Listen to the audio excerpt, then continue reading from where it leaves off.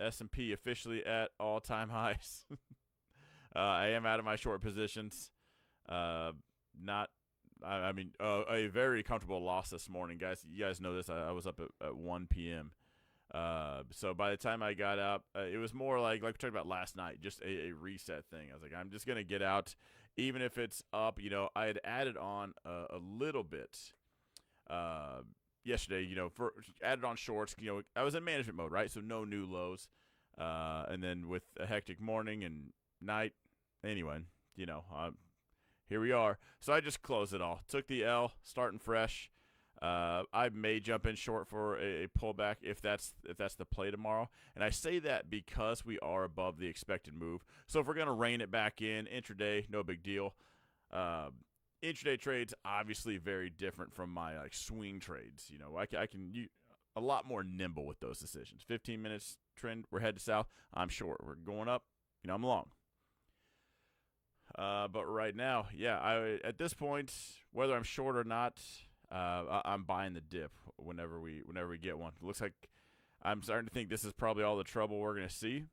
And if you go back to the beginning of the year, I kind of thought if we're going to have a crash, it's Q1, and then someone brought it up. We'd had the conversation of maybe beginning of Q2 if it's lagging or something. I can see that. Matt likes to joke with me. He says that I'm not wrong. I'm usually just early. We've done that plenty of times. And so maybe that's it. And now it's back to the election year. All is green. Let's just make sure the market's good so we can focus on the totally free and democratic elections. Anyway, just trending up, it looks like. We're just going for it. So not too terribly worried about corrections or crashes. At this point, it's probably just going to be next year. If we turn around, we'll jump on that train when it happens, when that train takes off. Right now, we got to worry about, not really worry. We're going 2 standard deviations. We're reining this thing back in. NASDAQ, just absolutely going for it. Naturally, the one that I'm short was the one that does perform the best. So anybody that was long, you're welcome. This is why I can't rely on luck or my gut. Because this happens, if luck was a thing, I would look like all the other kids on Wall Street bets. I'm buying it, and then I just lose.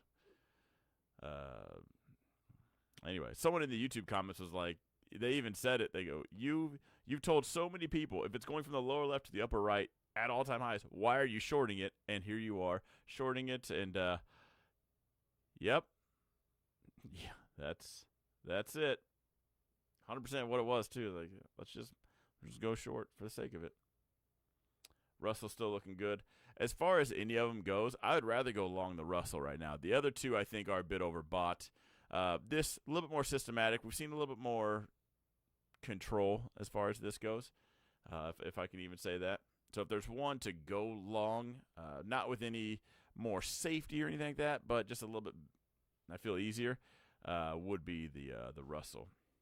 Right now, I'm just flat all of them, so I have no say in it. We're barely outside. Now we're pulling teeth, pulling hairs. You know the saying.